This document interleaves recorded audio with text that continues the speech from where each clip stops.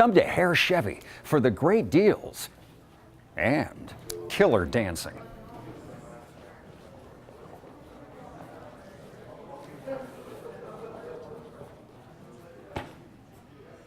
Hare Chevrolet, proud sponsor of the Paul and Tom Show. Paul, it's a great weekend to be a weather forecaster. Now, you better believe it. Is that the kind? Is there pressure there?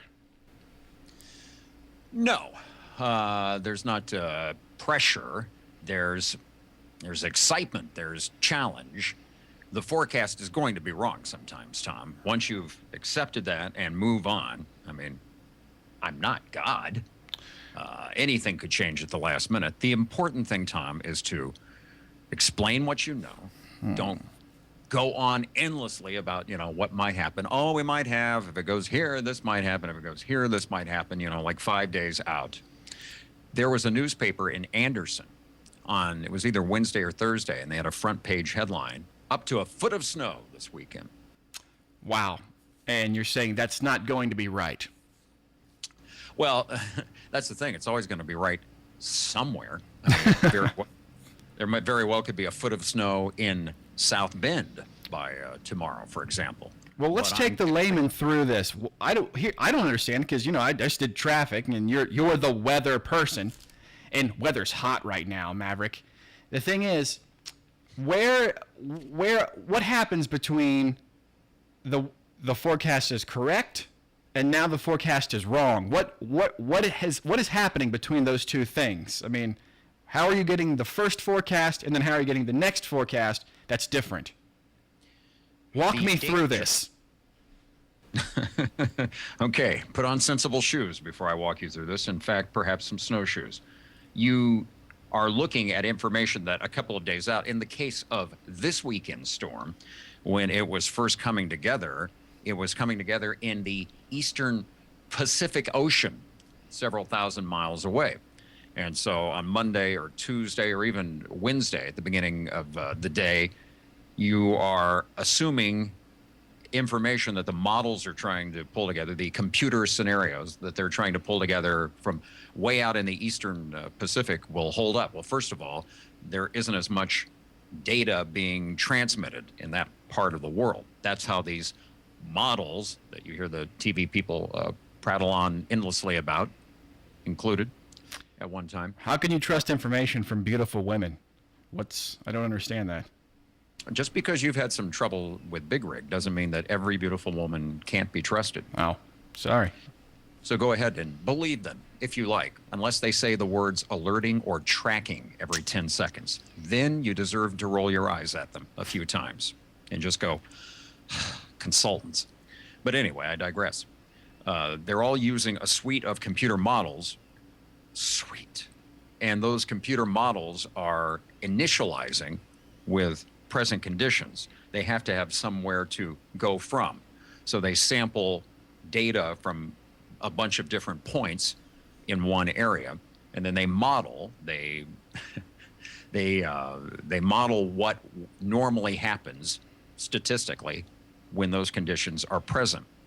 And then they extrapolate from that initializing that they do, they extrapolate out and move the system along. I mean, it's as simple as that in theory. The problem is when something forms in an area that isn't extensively sampled, where there isn't a lot of that raw data coming in initially, then, if you're off by a factor of X to begin with, it will only be multiplied down the road. It'll only, it's the old garbage in, garbage out thing. It'll only be more and more wrong as you go through time. Wonderful. So it's like taking a test where you're guessing the multiple choice answers. The more multiple choice answers you guess at, the more chances you have to fail this test. You're right.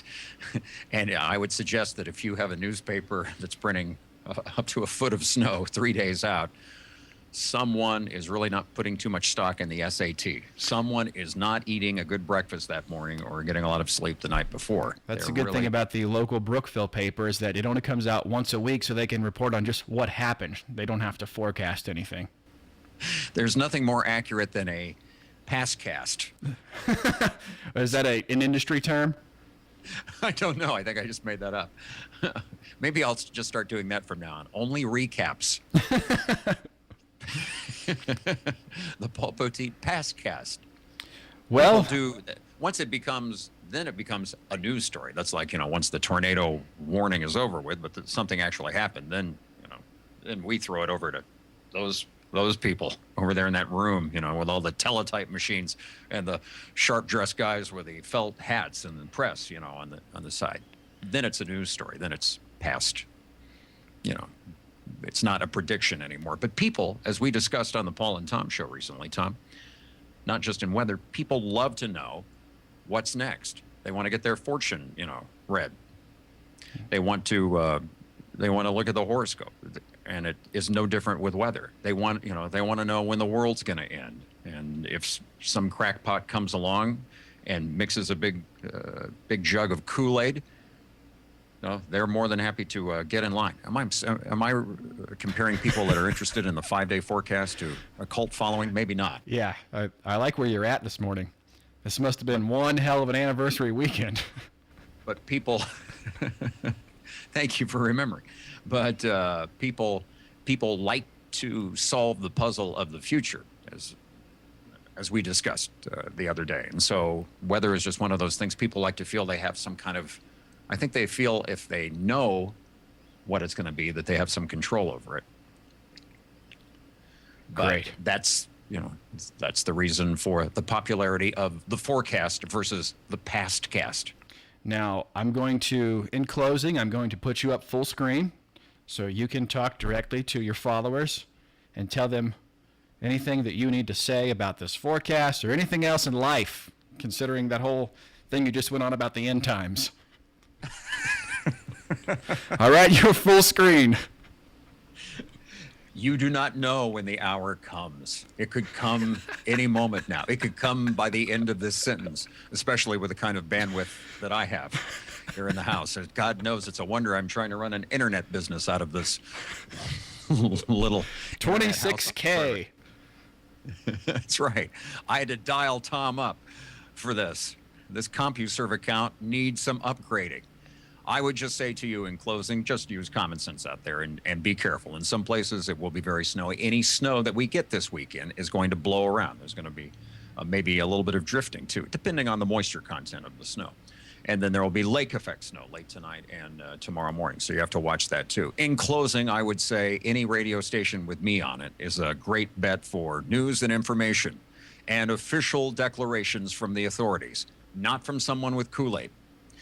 And in sub-closing, I would say that if you hear me say the word tracking every 10 seconds on the radio tomorrow morning, call the station and ask to have me fired.